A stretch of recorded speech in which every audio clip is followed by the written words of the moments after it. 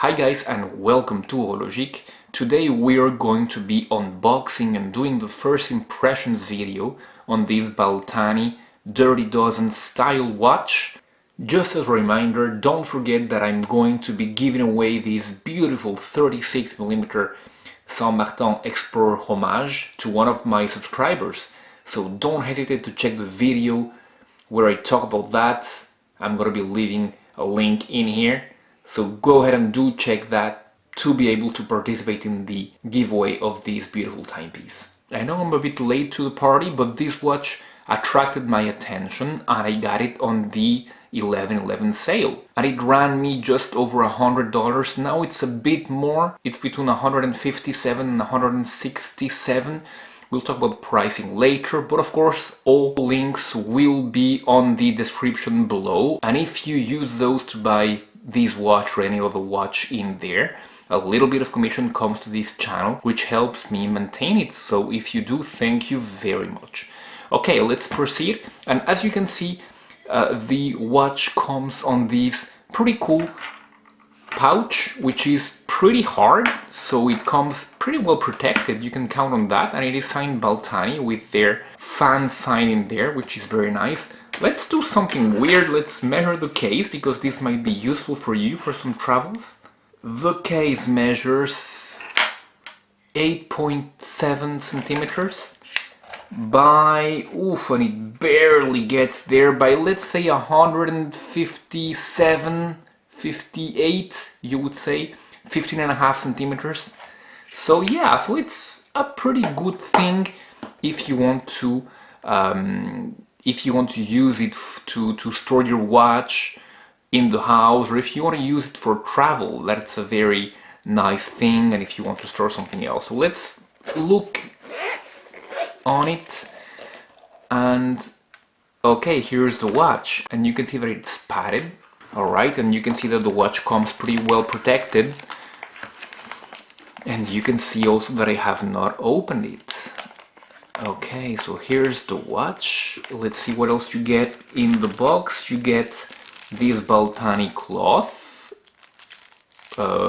signed Baltany, and again with their logo. That's pretty nice. And you get a sizing tool. That is also pretty nice. The good thing about these Chinese companies is they always give you free stuff, which is very nice. Let's get back to the watch, if you may. Let's open this protective bag.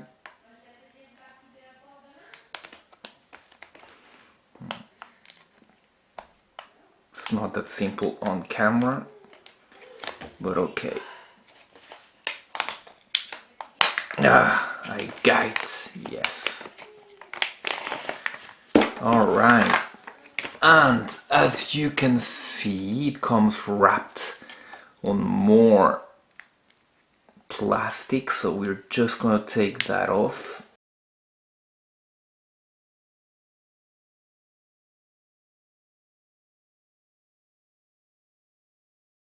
That took me a while to figure out. So here is the Baltany Dirty Dozen, and I've heard very good things about this watch, from the build quality to the lume, but let's do something and let's start by measuring this watch. And for that we're going to have to take it off the NATO strap. Alright, that's gone. Okay, let's go. And it is, yeah, 36mm. So very nice for the aesthetic of the watch. It is period correct.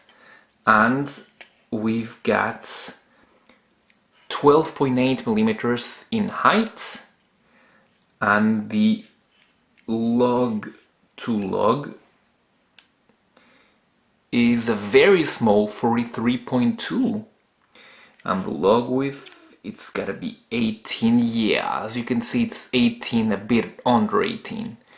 So those are very small dimensions, as I said, period correct.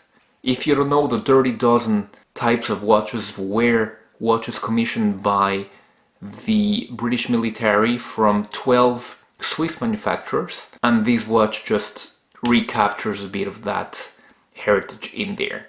Alright, let's see if we've got sapphire here. Yes, we do, and that is a very nice piece of domed sapphire crystal, as you can see.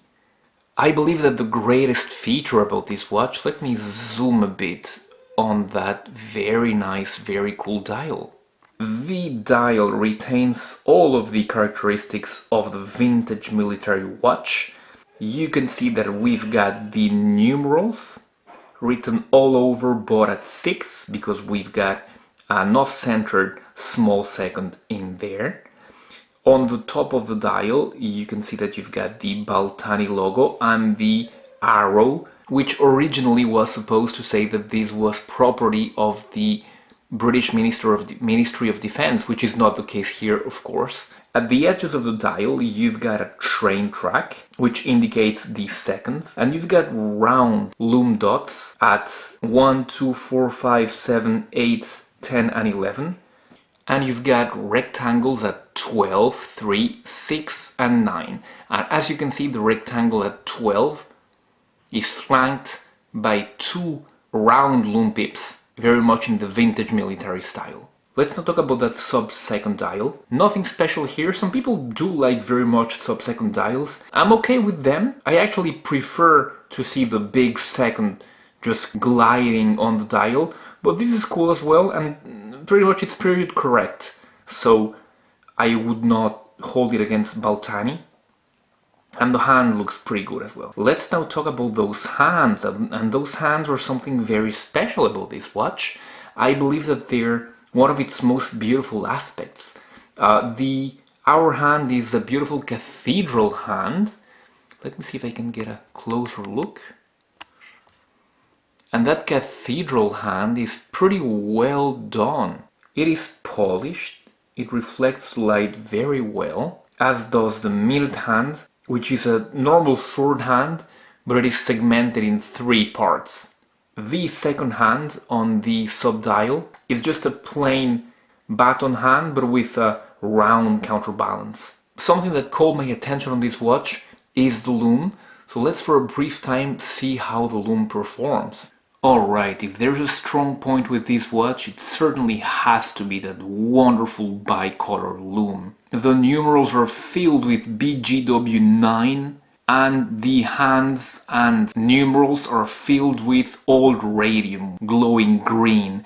And I am glad that even that second hand is also filled with BGW9, and completely, as you can see, even that round center part is completely filled with it, so that is wonderful. Let's do something. Let's leave this here for a little while, for a few minutes, 5 or 10, and when I get back I will see where it is.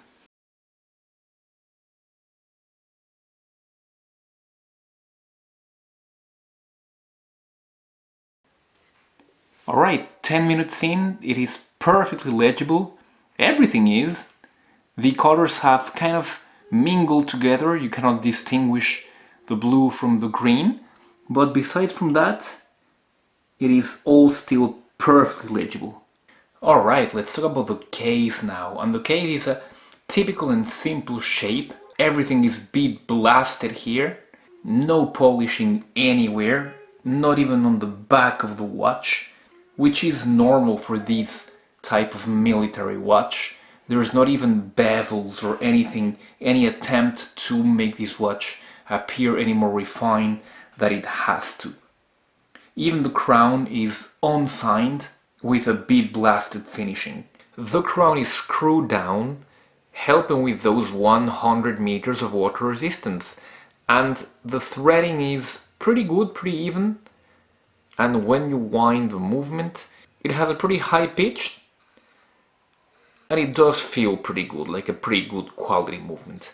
Beating inside this watch, you've got the Seagull ST1701 beating at 21,600 beats per hour, so that is 6 beats of the second hand per second.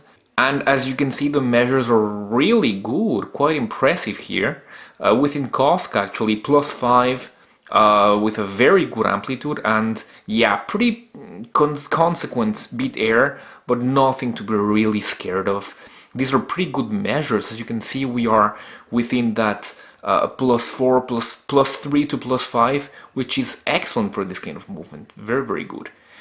Let's quickly talk about this strap. Nothing major to say here, only that it's a classic 18mm NATO strap. The good thing is that it has matching hardware. The stainless steel is indeed bead blasted, like is the case, so there's no bad mismatch here. That is very good attention to detail on such a watch.